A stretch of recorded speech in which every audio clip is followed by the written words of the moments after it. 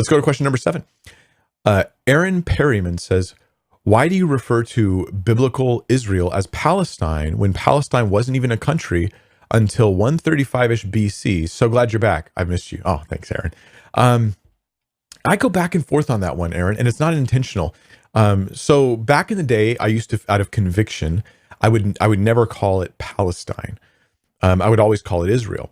And my reason for that is because I believe that God actually gave them the land, right? That this is a biblical perspective. God gave them that land. This land is the land of Israel. It's not the land of Palestine, named after the Philistines, or so I've understood, if that's accurate historically.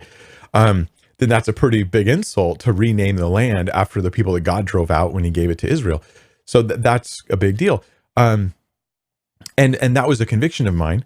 Now, on the other hand, I'm also aware, just to nuance this a little, that it's possible that God takes, even in Scripture, even after giving them the land of Israel, he will drive them out for various reasons, give the land to someone else temporarily until he gives it back to them.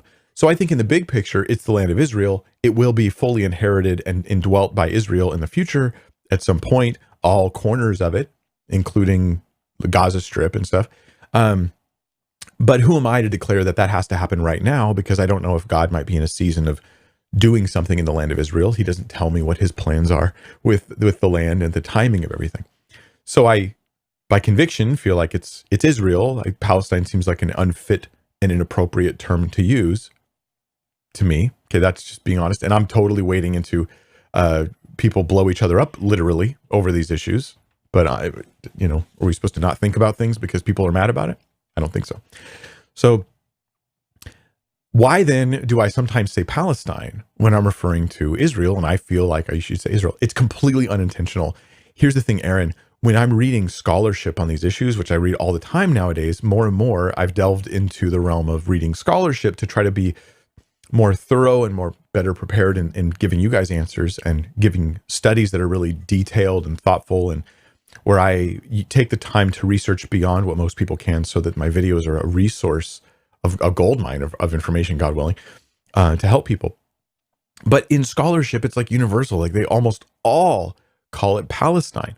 And so I'm just reading this all the time. And it's in the quotes that I take to use for somebody when I'm referring to it. And so it bleeds into my own, just unintentionally, just bleeds into my own language. That's basically it. It's not intentional. It's just, I'm just reading it all the time. And so I end up saying the same thing. I lean towards thinking I don't like that name Palestine. I think that calling it Palestine seems to lean toward suggesting that God has not really given them that land ultimately. And it doesn't always, right? Certainly not everybody who says that. They're just trying to follow scholarship, use terms that everybody understands. But yeah, there's my answer for you, Aaron. I hope that helps explain it. It's just my inconsistency is not intentional there.